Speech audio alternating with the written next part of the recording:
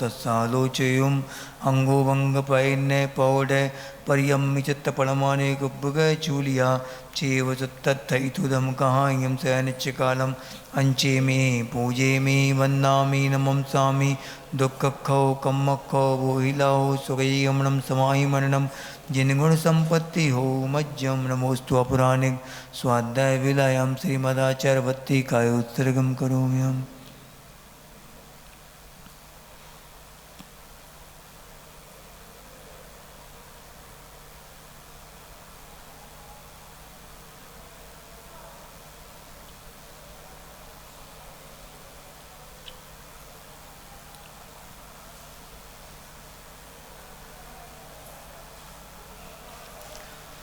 सुरजलधिपारगेभ्यः स्वपरमतविभावना पटुमतिभ्यः स्वचरिततपोनिधिभ्यो नमो गुरुभ्यो गुणगुरुभ्यः छत्तीसगुणसमग्रे पंचविहाचारकरणसन्दर्शे शिष्यानुग्रहकुशले धम्मायिरे सदा वन्दे गुरुभक्तिसंयमेरया तरन्ति संसारसागरं घोरं छिन्दन्ति यक्षकम्मं जम्मं मरणं न पावयन्ति ये नित्यं व्रतमन्त्रहोमनिरता ध्यानाग्निहोत्राकुला षट्कर्माभिरतास्तपोदन्दना साधुक्रिया साधवा शीलप्रवर्णा गुणप्रहरणाश्चन्दार्कतेजोदिका मोक्षद्वारकपाटपाटनमठा प्रीणन्तु मां साधवा गुरुवाः पान्तु नो नित्यं ज्ञानदर्शननायका चारित्राणौ गम्भीरा मोक्षमार्गोपदेशका इच्छावन्ते आरवत्तिका उत्सङ्गौ को तस्सालोचयुं सम्मनानि सम्मदनितन् सम्मचरजित्ताणं पञ्चविहाचारणवार्याणम् आयारादिसुदनानो वदेशनवज्जायाणं तीरनुगुणपालनयाणं सब्बसाहूलं सयनित्यकालम् अंचेमि पूजेमि वन्दामि नमंसामि दुःखकौ कम्मकौ मोहिलाहो स्वैगमनं समाहि मरणं जिनगुणसम्पत्ति हो मज्जं नमः श्रीवर्धमानाय निर्धूतकनिलात्मने सालोकानां त्रिलोकानां यद विद्याधरपणायते। आगे इसके बाद की कौन सी, वो 15वें नंबर की कौन सी थी? स्वयं शुद्धस्य मार्गस्य बालासक्तजनाश्रयां वाचितं यत्परमार्जन्ति तद्वदन्तपुगुवनं दर्शनाचरणाद्वापि चलतां धर्मवत्सलै प्रत्यवस्थापनं प्राज्ञै ततीकरणमुच्यते स्वयुत्थान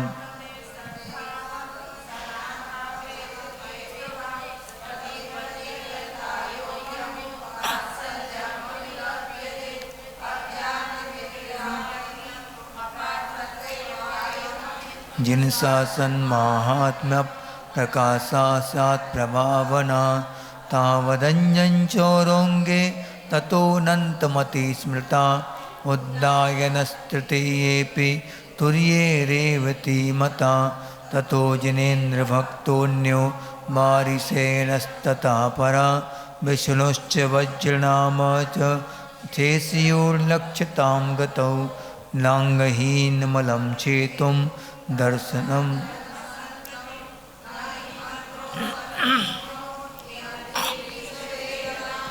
आपगासागरस्नान मुच्चयासिकतास्मनां गिरिपातोऽग्निपातश्च लोकमूलं निगद्यते मरोपलिप्सया सावान् रागद्वेषमलीमसा देवता यदुपासीत देवतामूलमुच्यते सग्रन्थारम्भहिंसानां आरावर्तवर्तिनां आसण्डिनां पुरस्कारो कुलं जातिं बलवृद्धिं तपोवपु अष्टावासित्रमानित्वं स्मयमाहुर्गतस्मया धर्मस्थान गर्विताशया सोत्तेति धर्ममात्मेयं न धर्मो धर्मकैर्विना पुनरोधोऽन्य संपदा किं प्रयोजनम् अथ पापः सर्वस्त्यन्य संसम्पन्नमपि मातङ्गदेहजं देवादेवं विदुर्भस्म गूढागारान्तरोजसं स्वापि देव उपि देवः स्वा जायते धर्म किल विषाद कापि नाम भवेदन्या सम्पद्धर्माचरीरिणां मया सा स्नेहलोभाच्च कुदेवागमलिङ्गिनाम्।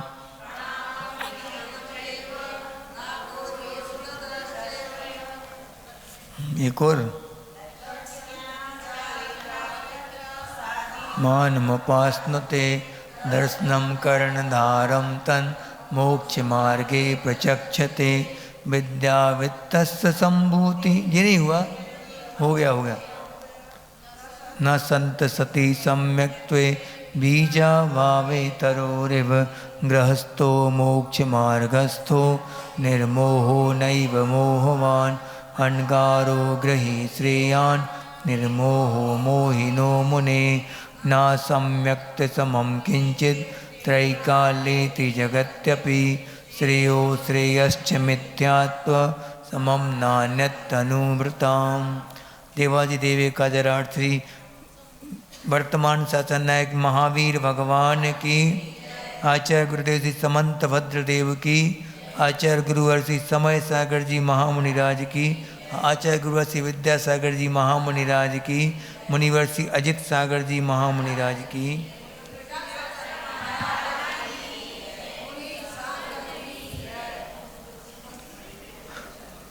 पंखा बंद हो गया तो दिक्कत तो नहीं हो रही? हाँ, बहुत अच्छा, दिक्कत नहीं हो रही। आने आप सम्यक दृष्टि की ओर बढ़ रहे हैं, आप सम्यक दर्शन की ओर आपकी दृष्टि समीचीन हो रही, बहुत अच्छा। प्रतिकूलता में भी अपने आप को परखना, अचानक कोई पंखा बंद कर दे और मन में कोई विकल्प ना आए, समता के साथ सहन कर लो, तो वही तो समता, वही तो चाहिए अपन को।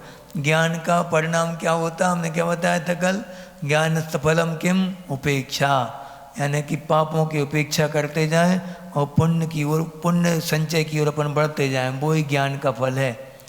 बातचीत बीच में बात नहीं किया करो। अब देखो यहाँ पे धीरे धीरे उस सम्यक दृष्टि कैसी हो रही है, समीचीन होती जा रही। और वो 8 अंग जो अब जिनेंद्र भगवान के वचनों में कोई भी शंका नहीं करता, वो कहीं से कहीं तक, और ना इंद्रियों के विषयों की उसको आकांक्षा है। देखो जो लेटा और बैठ गए, नियम भूल गए क्लास का। हाँ, तो क्या बताया था कि वो भावी भोगों की आकांक्षा नहीं करता, कोई उसको इच्छा नहीं रहती, इंद्रियों के विषयों के प्रति कोई भी उसको लगाव नहीं रहता। इसके बाद निर्विचिकित्सा यानी कि जो साधर्मियों को देख के, मुनिराजों को, आरिका आदि को देख के या गुणवान जीवों को देख के कभी गिलानी नहीं करता, क्योंकि मुनियों का शरीर स्नान नहीं करने से कैसा हो जाता, मलिन हो जाता। उपवास आदि नहीं करते रहते हैं तो मुंह में से बदबू भी आने लगती, कई बार पसीने की बदबू भी आती। उसके उनको देख के और उनके पास आके कभी नाक सिकोड़ना नहीं कभी भी, और जबकि उनके गुणों की ओर ध्यान जाना चाहिए। वो क्या कहलाएगा, निर्विचिकित्सांग। इसके बाद कभी भी भौतिक प्रलोभन में वो आके चमत्कार को नमस्कार नहीं करेगा। हाँ, चमत्कार को कभी कितने बड़ा चमत्कारी बाबा आ जाए, लेकिन उसकी आस्था इतनी मजबूत हो जाती है, कभी भी भौतिक प्रलोभन में कभी फंसेगा नहीं वो, कि यहाँ भी चमत्कार दिखा, कोई बाबा ने सिद्धियों के द्वारा कोई काम बता दिया किसी का कि ऐसा होगा ऐसा होगा, और हो गया मान लो किस्मत से, तो वहाँ पे नमस्कार नहीं कभी भी हो सकता। किसी के जैसे बैलगाड़ी के कुत्ते जैसी हालत है, बैलगाड़ी के नीचे कुत्ता चल रहा था, तो चलते चलते अच्छा अकड़ के चल रहा था कि मैं बैलगाड़ी चला रहा हूँ, मेरे द्वारा बैलगाड़ी चलाई जा रही, इतनी बड़ी बैलगाड़ियाँ, और उसके पीछे सैकड़ों बैलगाड़ी थी। तो वो क्या सोच लेता था, मैं जब बढ़ता हूँ तो सैकड़ों बैलगाड़ियाँ बढ़ती, मेरे कारण सब कुछ हो रहा। तो एक गली का कुत्ता एक और मिला उसको, उसने पूछा कि तुम तो बहुत अकड़ के चल रहे हो, क्या पा लिया तुमने जो अकड़ के चल रहे? कि तुम्हें पता नहीं, अभी मनुष्य तक मेरे ऑर्डर से चलते हैं, मैं चाहूँ तो बैलगाड़ियाँ रुक जाएं, मैं चाहूँ तो चलने लगें, तो अच्छा करके दिखाओ। तो उसने घमंड में आके और रुका वो, किस्मत से बैलगाड़ी रुक गई। ओह तो और फूल गया, अब तो और बिल्कुल पुष्टि हो गई उसकी, अब तो हम ऐसा कोई है ही नहीं दुनिया में। अब फिर अगला कुत्ता और मिला आगे जाके, उसने कहा यही वाले क्वेश्चन से किया कि बैलगाड़ी अकड़ के क्यों चल रहे हो? तो उसने क्या बोला? उसने बोला कि बैलगाड़ी मैं चला रहा हूँ, कि रुक के दिखाओ। रुका, रुकी गाड़ी रुकी नहीं। अब जितना जितना अहंकारी व्यक्ति होगा, जितना गाढ़ा अहंकार होगा उसका, कौन माया मान कसाय जितनी गाड़ी होगी उतना ही ज़्यादा उसको ठेस लगेगी। जब मान पे धक्का लगता है जब, तो फिर बहुत बड़ी ठेस लगती। कई लोग तो मान भंग हो जाने के बाद खुदकुशी कर लेते, जीवन का अंत कर लेते। वो क्या मुंह दिखाएंगे, इतनी अकड़ के साथ घूमते थे हम सबके सामने, अब क्या मुंह दिखाएंगे? तो वो सुसाइड कर लेते, क्योंकि तीव्र कसाई है वो व्यक्ति। कसाई कैसी थी उसकी? बड़ी चढ़ी कसाई थी। इस प्रकार अपन को कभी भी निर्विचिकित्सा है वो अमूल दृष्टि यानी कि कभी प्रलोभन में फंस के और भौतिक सुख सुविधाएं देख के और धार्मिक दृष्टि से कभी भी किसी को नमस्कार नहीं करना, ना देखने जाना। कितनी अच्छी झांकी सजी हो, झांकियाँ खूब सजती हैं, तो वहाँ देखने चले जाते। देखने गए तो लोग देखेंगे कि जैन लोग भी आते हैं वही झांकी देखने के लिए, तो उनको और उत्साह बढ़ेगा, उनका और प्रोत्साहन मिलेगा उनके लिए। इसलिए कभी भी उनकी ना वचनों से प्रशंसा करना, ना मन से कभी तारीफ करना उनकी। मन भी वहाँ पर जाना नहीं चाहिए, उनके प्रति आसक्त नहीं होना चाहिए, और ना ही काय से उनकी कीर्तन करना। ये तीनों से बचना अपन को पड़ा पढ़ने आगे। अब इसके बाद अमूढ़ दृष्टि के बाद उपगूहन, यानी अगर कोई साधर्मी जन की कोई कमी दिखने में आ जाए, मोक्ष मार्ग की कोई कमी देखने में आ जाए, तो उसको छुपाते हुए और स्थितिकरण करना, अपने गुणों को छुपाना और दूसरों के दोषों को छुपाना, और अपने दोषों को बताना गुरुओं के सामने और दूसरों के गुणों के लिए उजागर करना सबके सामने। वो कहलाएगा क्या? उपगूहन अंग कहलाएगा। ठीक है। अब इसके बाद और उपगूहन अंग में वो एक्सपर्ट हो गया। अब इसके बाद स्थितिकरण। स्थितिकरण में क्या होता कि दर्शन से, यानी सम्यक दर्शन से और सम्यक चारित्र्य से, समीचीन आचरण से, मुनिचर्या से या श्रावक चर्या से कोई श्रावक या मुनि विचलित होने लगा तो क्या करना? सहारा दे के उसको संभालना, वात्सल्य दे के और उसको वापस अपने आवश्यकों में लगा देना। वो क्या कहलाएगा? स्थितिकरण अंग कहलाएगा। इसकी बहुत ज़्यादा कमी आजकल देखने में आती है। कोई नहीं किसी के बारे में सोचता और सब पत्थर मारने में सब तैयार रहते। इसे क्या कहते हैं? अस्थितिकरण। स्थितिकरण किसे कहते हैं? कि छुपाते हुए दोषों को और उसको सही सही तरीके से, और डांटना भी, कभी डांटना और कभी सही तरीके से उसको समझा के आगम के अनुसार और वापस उसके पद पे स्थित कर देना, वो कहलाएगा स्थितिकरण अंग। ठीक है। अब इसके बाद वात्सल्य। वात्सल्य यानी निस्वार्थ भाव से, जैसे गाय अपने बछड़े को प्रेम करती है, कोई स्वार्थ नहीं उसका, लेकिन उसके पास दृष्टि समीचीन नहीं है। वो तो हर माँ अपने बच्चे को करती है, लेकिन दृष्टि क्या होना चाहिए कि जिसने जिन धर्म को स्वीकार किया है वो हमारा साधर्मी है, वो हमारे परिवार जैसा है। जैसा इसने अपने बच्चों से रखते हैं, परिवार से रखते, वैसा का वैसा इसने उस सम्यक दृष्टि के प्रति भी होना चाहिए, चाहे वो किसी भी जाति का हो, चाहे वो किसी भी धर्म का हो और किसी भी वेश में हो, वो तब उसके प्रति वात्सल्य भाव बिल्कुल उमड़ना चाहिए अपना। गाय निस्वार्थ भाव से, बिल्कुल कोई स्वार्थ नहीं, तब भी उसके कल्याण की भावना भाते हुए उससे वात्सल्य भावना रखना चाहिए। अभी आने वाला है वात्सल्य पर्व। कौन सा? रक्षाबंधन वात्सल्य पर्व कहलाता। अब इसके बाद हो गया वात्सल्य प्रभावना, माने कि अज्ञान रूपी अंधकार को दूर करते हुए संसार से और जिन शासन की महिमा को प्रकट करना, वो प्रभावना कहलाता। कि प्रभावना कैसे होती? कि रथ आदि के द्वारा तो होती है प्रभावना, और मेन प्रभावना क्या कहलाती? अपने आचरण से प्रभावना करना। सबसे बड़ी प्रभावना अंतरंग प्रभावना क्या कहलाती? अपने आचरण में और सबके प्रति जो अपन ने व्रत नियम आदि लिए हैं उनके प्रति बहुमान रखना और अंतिम श्वास तक उन व्रतों को निभाना, उससे क्या होगी, सच्ची प्रभावना होगी। आचार्य जी बोलते थे कि एक प्रतिमाधारी इतनी प्रभावना कर सकता कि लाखों लोग मिलकर नहीं कर सकते। एक प्रतिमाधारी व्यक्ति अगर हो जाए तो फिर तो मुनियों का तो कहने क्या है, बिना बोले प्रभावना कर सकते। वो तो आचरण सबसे बड़ी प्रभावना करता, आचरण के द्वारा, आचरण से ही पुछते हैं लोग। एक बार क्या हुआ, एक कहानी याद आ गई, महाराज जी ने सुनाई थी, क्षमा सागर जी ने। एक बार एक राजा की सभा में एक पंडित जी आते थे, माने पुरोहित जी आते थे। पुरोहित जी का बहुत बहुमान था, सभी लोग उनको बहुत मानते थे पुरोहित जी के। पूरी सभा जब जैसे ही पुरोहित जी आते थे, राजा भी खड़ा होता था, पूरी सभा खड़ी होती थी उनके सम्मान में। ऐसा उनका रुतबा था, अच्छा उनका वो ज्ञान था और सब कुछ था उनके पास। तो फिर अब सब बहुत अच्छा से चल रहा था, सब जो सलाह होती थी, जो भी राजा को कोई आवश्यक काम होता था, पुरोहित जी से पूछे बिना कोई भी काम नहीं करते थे, इतना उनका अच्छा सम्मान था राजसभा में। अब एक बार क्या हुआ, पुरोहित जी के मन में कुछ जिज्ञासा हुई, मन में अंदर दुखी हुई कि हमारी पूजा होती है कि ये ज्ञान की पूजा होती है कि कुछ और ही है बात।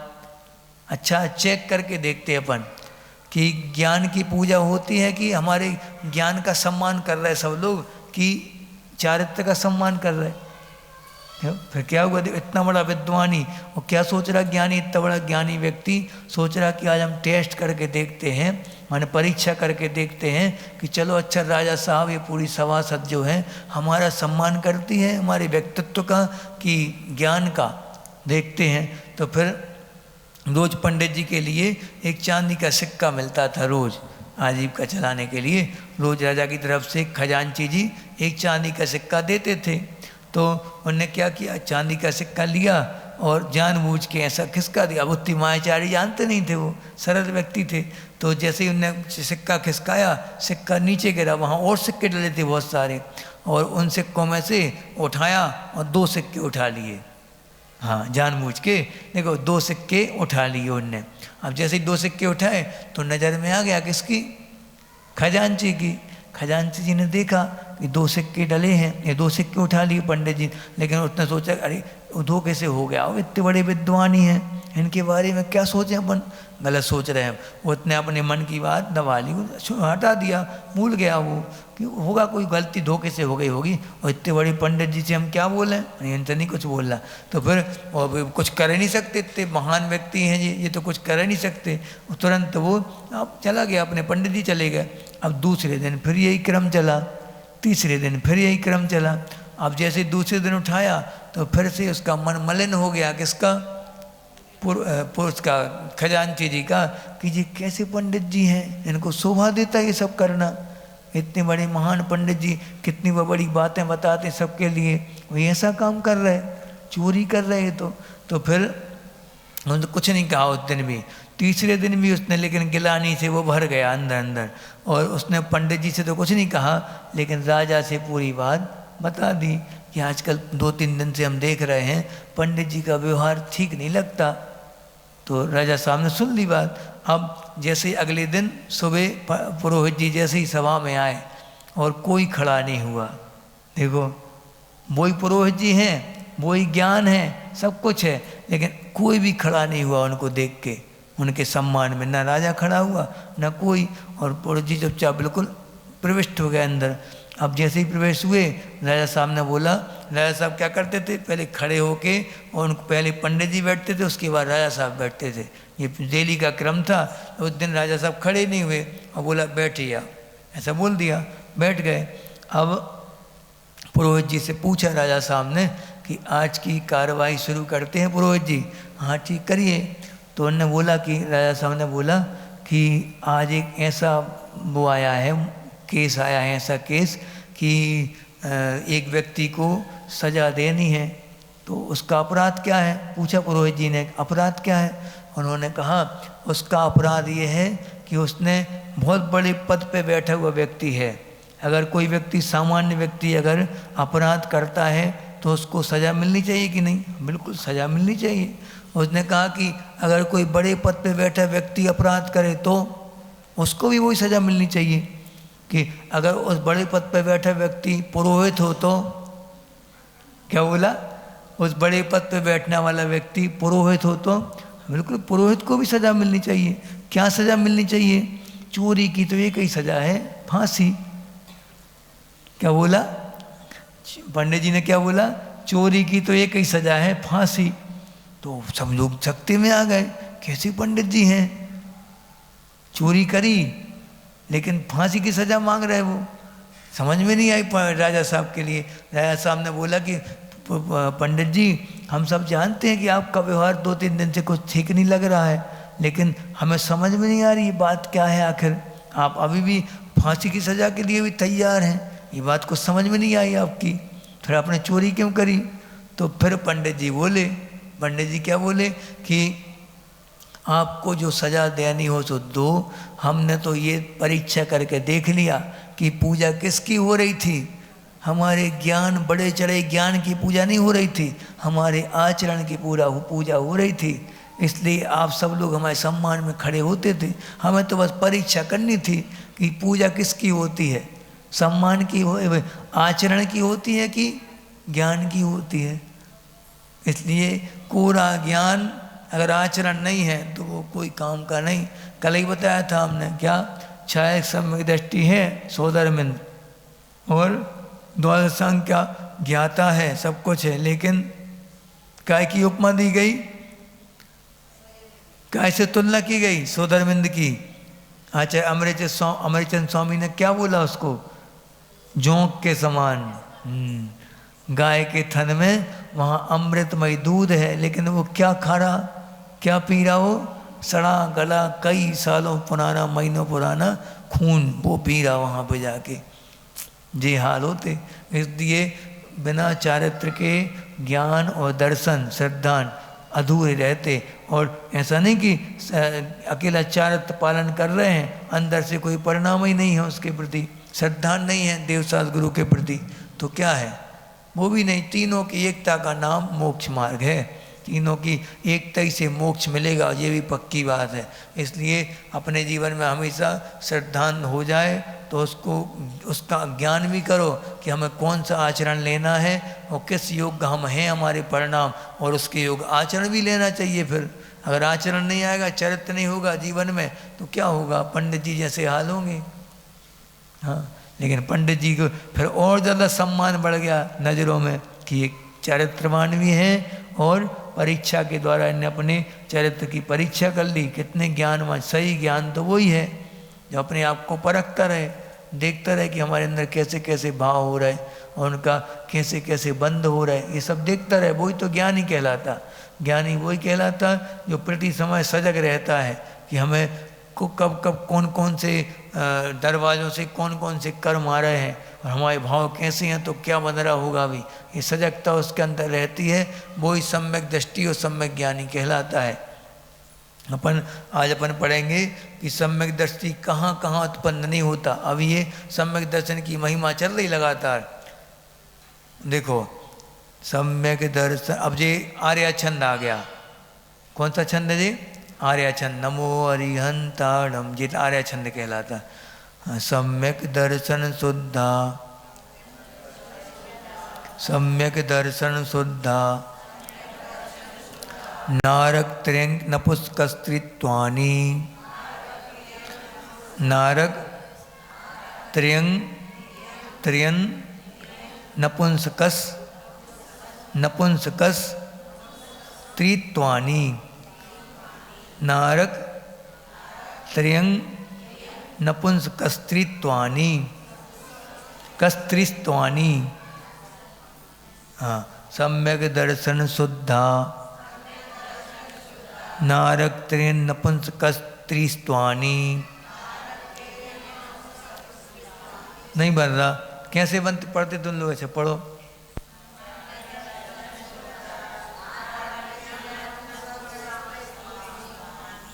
कस्त्रिस्त्वानि, वही तो पढ़ रहे। नारक त्र्यन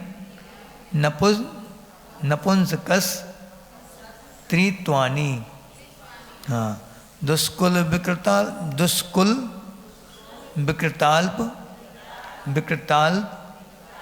आयुर, दुष्कुल दुष्कुल विकताल पायुर, पायुर तक पढ़ना है, पायुर विकताल पायुर, दरिद्रताम च भजन्ति ना प्रवतिका, सम्यक दर्शन शुद्धा, नारंग त्रेन नपुंसकस्त्रीत्वानि, दुष्कुल विकताल पायुर,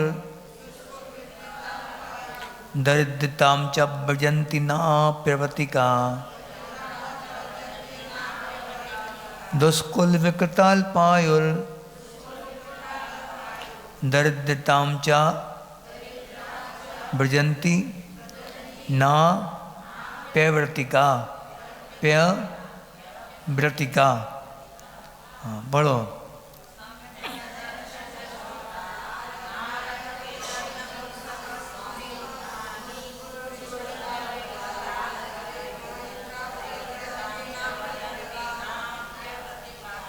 बाजार तो लग गो तो कछु लोग कछु पढ़ रहे, कोई को पूरा आधो हो।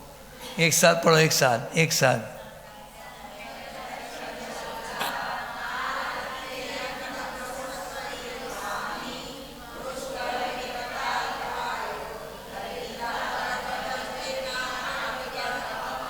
ये नहीं बन रहा, नहीं बन रहा। हाँ, दुष्कुल विकृताल्प, विकृताल पायुर,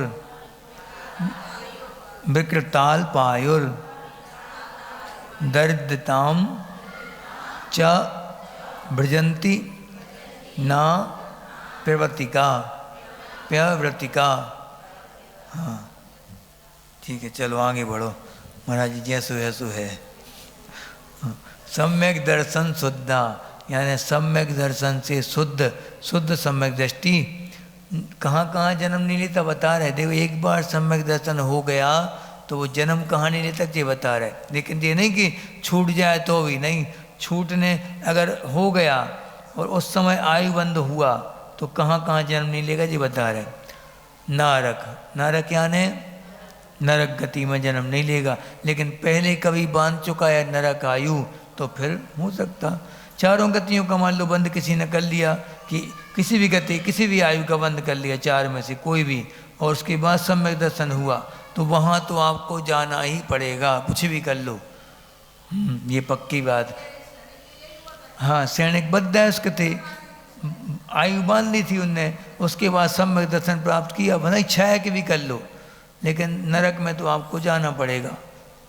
ये है, ठीक है। तीसरे नरक से आगे नहीं जाएगा। छाया सम्यक दृष्टि जो है वो तीसरे नरक से आगे नहीं जाएगा, ये बात पक्की, ठीक है। अब सम्यक दर्शन शुद्धा, सम्यक दर्शन व्यक्ति कहाँ नहीं जाएगा? नरक, माने नरक गति में नहीं जाएगा, लेकिन पहले आयु अगर बांध ली है तो नरक में जाएगा, अगर बाद में सम्यक दर्शन के बाद तो नियम से देवायु ही बनेगी, ये पक्का है, ठीक है। अब त्रियंग, त्रियंग माने त्रियंच, त्रियंच गति में नहीं जाएगा, त्रियंच आयु नहीं बांध सकता वो कभी भी, पहले बांध दी हो तो बात अलग है। नपुंसक का यानी कि नपुंसक नहीं बनेगा कभी भी, वो या तो पुरुष बनेगा या स्त्री, स्त्री तो बनेगा नहीं, हाँ स्त्री भी है, पुरुष बनेगा मात्र बस, स्त्री पर्याय में नहीं जाएगा, क्योंकि नपुंसक वेद का बंध कहाँ होता है? पहले गुणस्थान में, और स्त्री पर्याय का, स्त्री का बंध कहाँ होता है? स्त्री वेद का दूसरे गुणस्थान में अनंत अनुबंधी के साथ। हाँ समझ लो, फिर वो नियम से ऊपर तो पुरुष वेद ही बनेगा, ये पक्की बात है। इसलिए जो बन सके कोशिश, सम्यक दर्शन प्राप्त करने की कोशिश करना चाहिए। जो परेशान है, स्त्री पर्याय के दुखों से जो परेशान हैं, उनको तो कम से कम ये बात अंदर अंदर बिल्कुल जज्बा होना चाहिए कि अब की बार हम इस पर्याय में उत्पन्न ना हो, जहाँ पे संयम की पूर्णता नहीं है, जहाँ पे पूरी तरह से शुद्धि नहीं हो सकती कभी। ये क्या कहलाता है? स्त्री पर्याय के विकार हैं, हमेशा रहेंगे वो तो, और उनके जो प्रदेश आदि हैं, गुप्त प्रदेश आदि, उनमें जीवों की उत्पत्ति अनंत गुना रहती, हमेशा रहती, वो कभी बंद नहीं हो सकती, वो कभी भी कितने शुद्धि कर लें कभी बंद नहीं होना उनकी उत्पत्ति। यदि पर्यायगत विशेषता है, उसमें कुछ कर नहीं सकते, लेकिन कर ये सकते हैं कि आगे क्या करना है, आगे ये पर्याय पाना कि नहीं, ये हमारे हाथ में है। माता जी की बदलेगी अगर सम्यक दृष्टि है और पूरे निर्दोष पालन कर रहे अपनी चर्या का, और अच्छा तप कर रहे हैं बिल्कुल बढ़िया, किसी प्रकार की कोई निदान बंध नहीं है, कोई अपेक्षा नहीं, किसी के कोई अपेक्षा नहीं है, तो निश्चित है कि स्त्री पर्याय का बंध नहीं करेंगी वो। ठीक है, नारक त्रियंग, नपुंसक नहीं बनेगा, स्त्री नहीं बनेगा। ठीक है, और दुष्कुल यानी नीच कुल में कभी उत्पन्न नहीं होगा। नीच कुल कौन कहलाते? जहाँ पे संयम आदि लेने की पात्रता ही नहीं है, जहाँ पर अहिंसा आदि के सिद्धांत प्रतिपादित नहीं हो सकते, वो कौन कहलाते? नीच कुल कहलाते, जो कि लोक में गर्हित कुल कहलाते, गर्हा के पात्र, निंदा के पात्र हैं जो। जैसे कि अब हम लोग एक बार कहाँ थे, आचार्य के पास थे भोपाल में, वहाँ पे एक बहुत बड़े ऑफिसर आए थे, तो वो नीचे वाले थे थोड़ी, तो वो आए थे, उनके साथ जैन ऑफिसर वगैरह सब थे, उनके अंडर में कई जैन ऑफिसर थे। लेकिन वो जैसे ही वहाँ पे आए, हम लोगों के दर्शन करने के लिए आए, सब महाराजों के, सब लोग इकट्ठे बैठे थे, हम लोग महाराज जी लोग, हम उनको देख रहे थे, उनके और जैन जो थे ऑफिसर, उनका परिचय करा रहे थे हम लोगों से कि महाराज जी आप हमारे बॉस हैं या कुछ भी, DIG साहब कुछ भी। तो उनने जैसे ही परिचय करवाया, उनने क्या बोला, वो साहब ने, उनने बोला कि मैं आपको छू सकता हूँ क्या? देखो ये क्या है, ये कौन फीलिंग करवाता अंदर अंदर? गोत्र कर्म है, गुह्यते इति गोत्रा, जो अंदर अंदर कुड़ता रहता है हमेशा, कभी विकास नहीं कर सकता वो व्यक्ति। हाँ, सम्यक दर्शन प्राप्त कर ले, जैसे मपि मातंग देहजम, यानी चांडाल भी है और सम्यक दृष्टि की निर्मलता आ गई, तो अब वो कॉन्फिडेंस से भरा हुआ होगा। हाँ, लो कॉन्फिडेंस वाला नहीं होगा सम्यक दृष्टि, कभी भी अलग दिखेगा, उसका जीवन तो अलग दिखेगा। जब तो उसने इतने बड़े राजा के सामने बात बोल दी, जब बात आचरण की आई, नियम की बात है, नियम की पूर्ति करने की, तो राजा के सामने उसने बच्चों को शांत कर दो, गुलाम आ जाओ, तो क्या बोल दिया उनने? राजा, इतने बड़े राजा के सामने, जिनका जीवन भर जिनकी गुलामी करी राजा की, चांडाल ने क्या बोल दिया? हम चतुर्दशी के दिन तो फांसी नहीं लगाए, आपको जो करना हो सो कर लो। इतनी बोलने के लिए साहस चाहिए, हिम्मत चाहिए बहुत। हिम्मत तो कूट कूट के भरी रहती, किसके अंदर? सम्यक दृष्टि के अंदर। 7 भयों से मुक्त होता वही तो सम्यक दर्शन का पालन कर पाएगा, वरना परिवार के दबाव में भयासाहस ने लोभाच पड़े पन्ने, भय से, आशा से, लोभ से वो झुक जाता, अपने सम्यक दर्शन में बट्टा लगा देता, यहाँ वहाँ चला जाता, सिर पटक देता, नरियल पटक देता। क्या है ये? भय के कारण कि परिवार में कोई आपदा ना आ जाए, हमारा कुछ हो नहीं जाए, व्यापार को कोई घाटा नहीं लग जाए, इस अपेक्षा से सभी अपने अपने सम्यक दर्शन में दूषण लगा लेते बहुत से लोग। ये क्या है? भय तो है ही। हाँ, तो भयों से मुक्त रहता जब तो अपनी बात वो खुल के रख पाएगा सबके सामने, कि हम नहीं करेंगे, हम आपके पाप में आपका साथ नहीं देंगे, स्पष्ट। आज के दिन तो हम फांसी नहीं लगाएंगे। जो कितनी दृढ़ता चाहिए इसके लिए।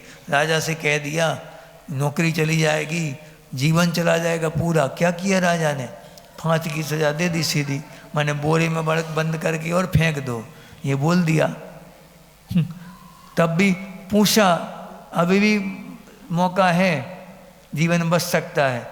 ऐसे कई जीवन मिले, कई बार हमने समझौता कर लिया, इस बार एक जीवन इसके लिए समर्पित करो। चलो, निस्संग के धारी थे वो, कैसे सोचा होगा? सोचो, हम कई बार सोचते हैं उनके बारे में, यमपाल चांडाल के बारे में, कितनी गजब की दृढ़ता होगी उनके अंदर। राजा को कैसे बोल दिया उनने कि जो होगा तो देखा जाएगा। अंजन चोर से भी ज़्यादा दृढ़ता थी। हाँ, अंजन चोर को तो फिर भी जीवन में उपाय नहीं था, कोई तो वो कोई मर ही रहे थे, वो तो राजा पकड़ लेता तो मार ही देता वो, तो उसने एक बार में धागा काट दिए, मर नहीं था उनको तो। लेकिन यहाँ तो जीवन मिल रहा था, पूरा जीवन बाकी था, पत्नी भी बच्चे सब थे, सब किसी के लिए जी जाता वो, उसका तो कोई नहीं था चोर का। यहाँ तो पूरा परिवार था, परिवार के लिए सोच लेता थोड़ा कि एक बार समझौता कर लो, प्रायश्चित ले लेंगे महाराज जी से। हाँ, जैसे अपन लोग करते ना, प्रायश्चित ले लेंगे महाराज, प्रायश्चित दे देना। वो तो खा लिया, प्रायश्चित दे। अब तुम सोचो तो पहले खा क्यों लिया, पहली बात तो खाया क्यों। गलती हुई है तो बहुत बड़े बड़े प्रायश्चित मिलते हैं गुरुओं के द्वारा। पूछते हैं फिर कि धोखे से खाने में आ गया कि मालूम था पहले से कि इसमें डला है तो खा लिया, प्रायश्चित ले लेंगे। तो ये बहुत बड़ी गलती कहलाई। मालूम होने के बाद भी अगर वो चीज़ अपन कर रहे हैं तो फिर वो गलती तो है, बहुत बड़ी गलती है, इसका बड़ा प्रायश्चित मिलता। फिर उसने क्या किया, उसकी कितनी बड़ी दृढ़ता मानी जाएगी कि उसने क्या एक बार में बोल दिया कि अब जो होगा सो देखेंगे, अब सोचना नहीं है कुछ भी। ये निस्संग अंगधारी ये कहलाते। अपन लोग तो बहुत जल्दी जल्दी समझौता कर लेते, इसलिए तो गाड़ी तो अटकी धरी है। स्त्री पर्याय, ये पर्याय, वो पर्याय मिलती जा रही, लगातार मिलेंगी। एक बार दृढ़ता दिखाओ साहस के साथ, इतने जन्म खो दिए मिथ्यात्व के लिए, एक जन्म तो सम्यक दर्शन को दे दो, एक बार बस बेड़ा पार, एक बार बेड़ा पार। कैसे होगा कि प्रतिमा आदि लेनी पड़ेंगी। हाँ देखेंगे महाराज, जो जीवन में जैसी कंडीशन बनेगी हम जी लेंगे, लेकिन हम असंयम के साथ नहीं रहेंगे। जितने जल्दी हो सके संयम को धारण करेंगे, चातुर्मास की लाइन नहीं होगा, एक आध तो हो जाएगा तैयार। तलवाड़ा के भाग जग जाएं। हो सकता कुछ लोग इसी डर से नहीं आ रहे हैं क्लास में कि महाराज जी नियम की बात करेंगे, हम जबरदस्ती नहीं करेंगे, आपकी मर्जी हो। कल आज किसी ने पूछा कि आपकी क्लास में लोग कम होते जा रहे हैं, हमने कहा कि हम नहीं भगाएंगे, ना बुलाएंगे ना भगाएंगे, हमारा काम नहीं बुलाना भैया। हम घर घर जाके थोड़ी बुलाने जाएंगे किसी के, इतना सस्ता माल थोड़ी है कि ले चौधरी हाँ माल ले लो, इतना सस्ता थोड़ी माल है हमारा। हाँ ये आचार्यों की वाणी है, पुण्य चाहिए इसको सुनने के लिए, सबके बस का थोड़ी है। तुम लोगों का पुण्य अपनी अपनी पीठ थपथपा लो। हम आचार्यों की वाणी सुन रहे, वो भी गुरुमुख से सुन रहे तो और बड़ी बात होती है। तो यूट्यूब पे थोड़ी सुन रहे ऑनलाइन, हाँ साक्षात सुन रहे और बड़ी बात होती। साक्षात गुरु के दर्शन करते हुए दो दो लाभ हो जाते। दर्शन के दर्शन होते, असंख्यात गुणी कर्मों की नजरा दर्शन करने में होती, और साक्षात श्रवण कर रहे हैं उनको तो और ज़्यादा कर्मों की नजरा होती। इसलिए श्रद्धा अपना बढ़ाते जाओ, और दुष्कुल में नहीं जाएगा, यानी कि नीच कुल में वो कभी जन्म नहीं लेगा। इसके कुल नीच कुल कौन कहलाते, आर और मिलेक्ष। तो मिलेक्ष कौन कहलाते, जहाँ पे रत्नत्रय की परंपरा हो, जहाँ पे प्रतिमा आदि ली जाती हैं, वो उच्च कुल कहलाता है। ऐसा नहीं कि जन्म से उच्च कुल हो जाता हो। अपने यहाँ पे एक गाथा आती है महापुराण में, उसमें बहुत सुंदर वर्णन किया उनने। 6 प्रकार से कुलों का वर्गीकरण किया। 6 प्रकार के कुल होते हैं। बच्चों को शांत तो करो, बच्चों इधर आ जाओ, पढ़ लो क्लास। हाँ तो यहाँ पे क्या बता रहे थे हम कि 6 प्रकार से उनने कुल की उत्पत्ति बताई कि कौन आचरण प्रधान कुल माने जाते।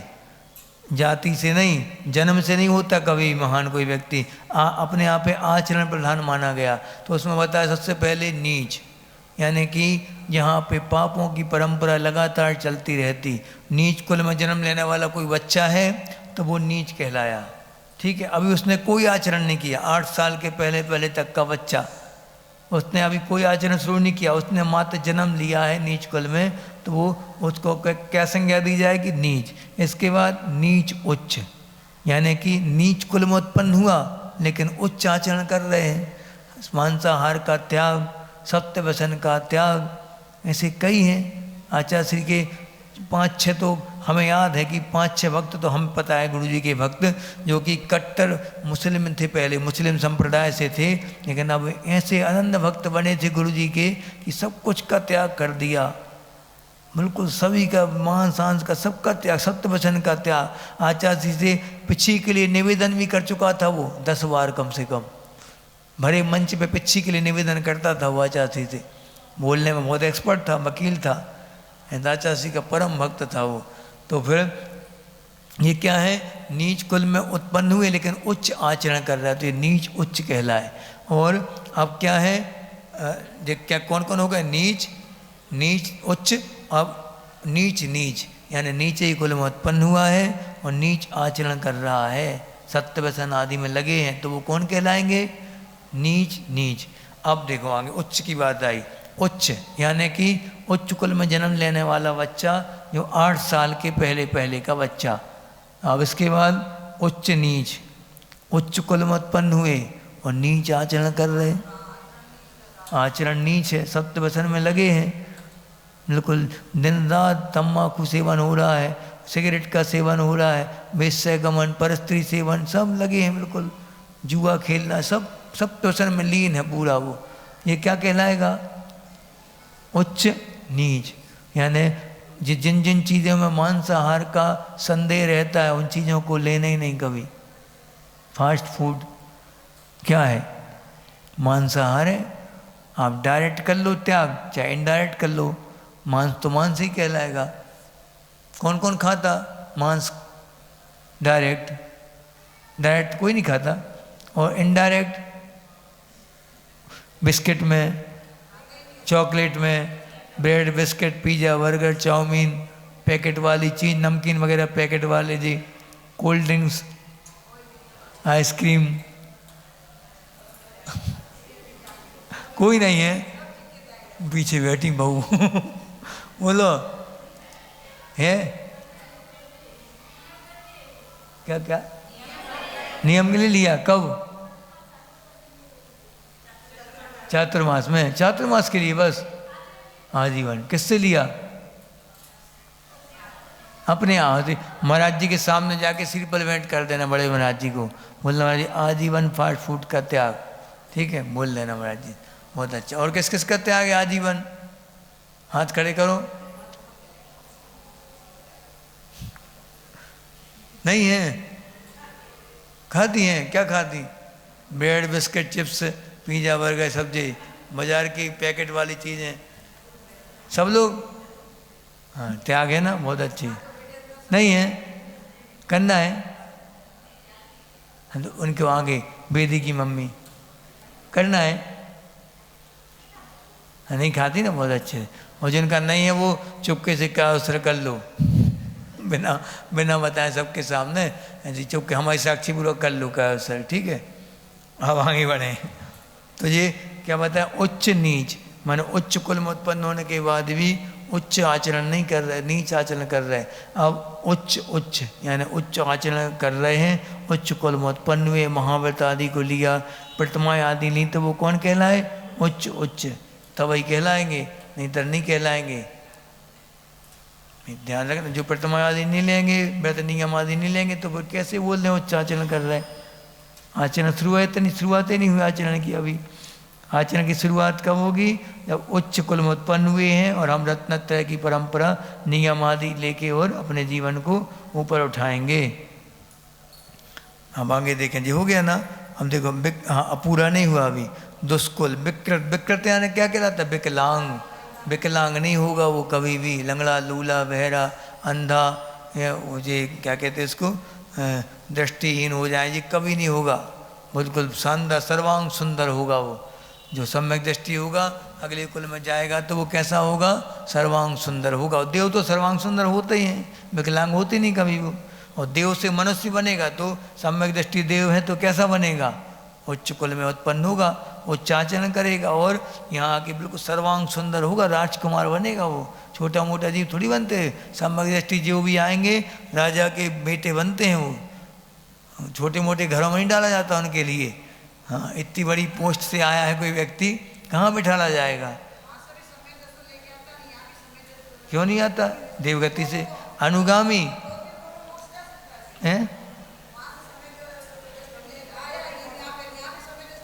मैं यहाँ से छूट भी सकता था, नहीं कि छूटे नहीं, हाँ बना मोक्ष नहीं जरूरी नहीं है। हाँ संवेदन बना रहा तो अधिक से अधिक कम से कम 3 भाव, अधिक से अधिक 7-8 भाव में चला जाएगा, ठीक है। अब विकृत, अल्प आयु यानी कम आयु लेके नहीं आएगा, जल्दी मर गए, ऐसा नहीं। अल्प आयु लेके नहीं आएगा, वो कैसी दीर्घ आयु लेके आया, महान आयु लेके आएगा, बड़ी बड़ी आयु। क्योंकि चौथे काल में अधिकांश, चौथे काल में तो बड़ी बड़ी आयु होती थी, पंचम काल में जन्म लेते नहीं सम्यक दृष्टि जीव। हाँ मिथ्यात्व के साथ ही जन्म होगा सबका। ये भी विडम्बना है। कोई भी हो, सबके यही हाल है। बड़े बड़े आचार्य थे, जो पंचम काल में जन्म लेगा मिथ्यात्व के साथ लेगा, इसलिए जन्मदिन नहीं मनाते अपन लोग, क्योंकि जन्म के दिन तो तुम मिथ्या दृष्टि थे, फिर बाद में 8 साल अंतर मुहूर्त के बाद भला ही मना लो, लेकिन 8 साल तक तो वो अज्ञान ही रहता है, मिथ्या दृष्टि है, ऐसा रहता। इसलिए अपन को जन्मदिन से बचना चाहिए। और जन्मदिन के दिन हाँ जी बात अलग है कि देव साल गुरु की आराधना कर रहे, विधान आदि कर रहे, उनको आहार दान दे रहे हैं, ये तो कर सकते, ये तो ठीक है, लेकिन उससे बचो कि हम केक काट रहे हैं, दीपक बुझा रहे हैं। बुझाना अपने यहाँ जलाने वाली वो हरती परंपरा, बुझाने का काम थोड़ी होता, वो तो वहाँ से आई, पाश्चात्य देशों से आई है, वो पश्चिमी सभ्यता है वो, कि बुझाना। अपने यहाँ तो जलाने का काम हो, दीपक जलाओ, आप जितने साल के होगा उतने दीपक जलाओ, भगवान के सामने आरती करो उन दीपक से, अभिषेक करो भगवान का, और दान दो उनके लिए, पूजन करो, विधान करो, महाराज जी की भैया बत्ती करो, वृक्षारोपण करो, गौशाला में उनको गायों को दान दो, आहार दान दो, ऐसा रहता जी। उसके इससे क्या होगा, प्रेरणा मिलती पुण्य कर्म करने की।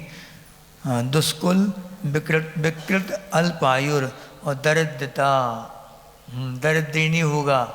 सम्यक दृष्टि जीव दरिद्र, राजा महाराजा के यहाँ जन्म लेते हैं, वो बड़े बड़े चक्रवर्ती आदि राजा आदि बहुत बड़े बड़े, उनके यहाँ जन्म लेते, दरिद्र मर्द नहीं होते वो कभी। हाँ, ब्रजंती यानी प्राप्त नहीं करेंगे कभी भी, ना अपि आवृत्तिका, यानी कि क्या बताया, आवृत्तिका यानी व्रत रहित होने पर, सम्यक दृष्टि जी व्रत रहित होने पर भी, देखो क्या बताया कि आवृत्ति भी है, कोई व्रत नियम नहीं लिए, कोई प्रतिमाएं नहीं ली, तब भी वो इन सब चीज़ों में जन्म नहीं लेगा। अकेले किसकी महिमा है ये, सम्यक दर्शन की इतनी बड़ी महिमा है। कोई व्रत नहीं लिए, कोई प्रतिमाएं नहीं ली, कोई नियम कानून नहीं है, बस सप्त व्यसनों से बचा तो रहेगा कम से कम। सम्यक दृष्टि के जीवन में सप्त व्यसन से दूर तो होगा ही होगा, इतना आचरण तो आना चाहिए उसके जीवन में। तो फिर ये क्या आवृत्ति का यानी व्रति नहीं है, तब भी ये सब चीज़ें उसको मिलेंगी गिफ्ट में। अब सम्यक दृष्टि जीव श्रेष्ठ मनुष्य होते हैं, क्या बता रहे हैं आप जी। कल पढ़ेंगे, आज कहानी सुन लो, बहुत दिन से कहानी नहीं हो पा रही वे। हाँ, आज कौन सी कहानी, उपगुण वाली तो हो गई, छेड़ जी वाली, अब आज उनकी है, क्या नाम, स्थितिकरण अंग। हाँ, बारिशन मुनि पुष्पदल मुनि की कहानी है, बहुत प्यारी कहानी है जी। इसमें क्या होता कि चेलना को सब लोग जानते चेलना के लिए, चेलना और सैनिक, तो ये दोनों पति पत्नी थे। इनके चेलना का पुत्र कौन था, वारिसेन। चेलना के 7 पुत्र थे, उनमें से पहला पुत्र कौन था, कुणिक, जिसके कारण आत्महत्या की थी सैनिक ने। और दूसरे पुत्र का नाम है बारिसेन थे, वो दूसरे जो भी क्रम के हों, बारिसेन नाम के एक पुत्र थे, बहुत धर्मात्मा था। बचपन से इतने धर्मात्मा थे वो कि माँ पिता को उनके ऊपर गर्व था, और उन्हें बचपन से 8 साल अंतर मुहूर्त के हुए थे, उन्होंने अणुव्रतों को धारण कर लिया था अपने जीवन में, अणुव्रतों को धारण कर लिया।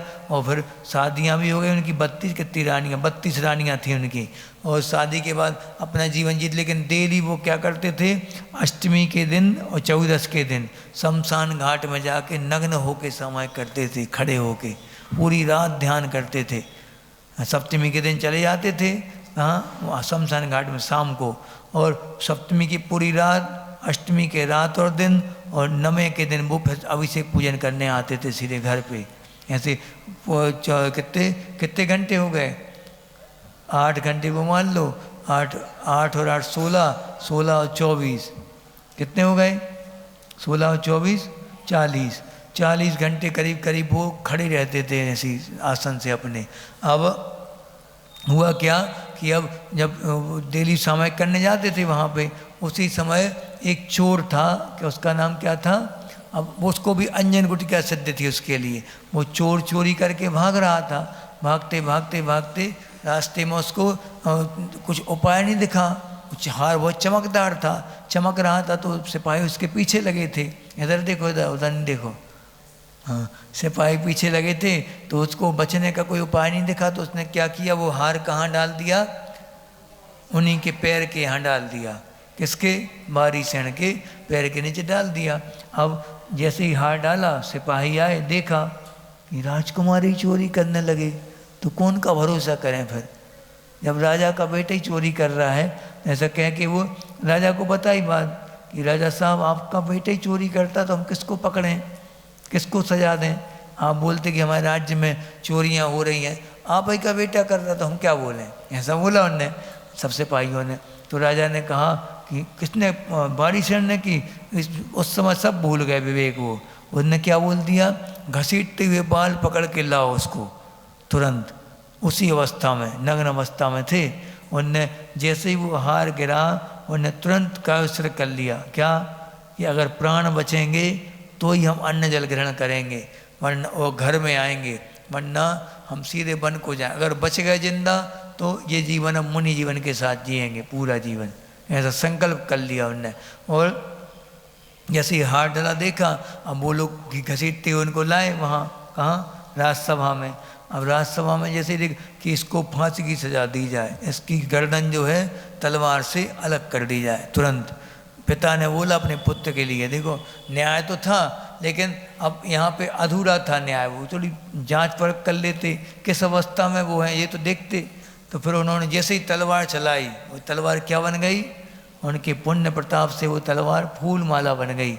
गले में फूलों की, तलवार पे तलवार चलाते जा रहे वो लोग, फूलों की माला बढ़ती जा रही। यहाँ देखो जीवन, अब जैसे कैसा पुण्य कर्म था, देव तक रक्षा करते धर्मात्मा जीव की। अगर वो सही है, अपने धर्म पे अड़ग है, तो देव तक आके रक्षा करते। तो महाराज जी आज के समय में क्यों नहीं आते? कितना धर्मात्मा के ऊपर कष्ट आ रहा है।